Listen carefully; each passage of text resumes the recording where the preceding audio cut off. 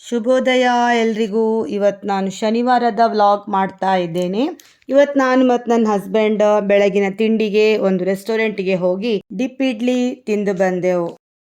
ಆಮೇಲೆ ಮನೆ ಕೆಲಸ ಎಲ್ಲ ಮುಗಿಸಿ ಮಧ್ಯಾಹ್ನದ ಊಟಕ್ಕೆ ದಾಳಿತೋವೆ ಮತ್ತು ಪನ್ನೀರ್ ಘೀ ರೋಸ್ಟ್ ಮಾಡಿದೆ.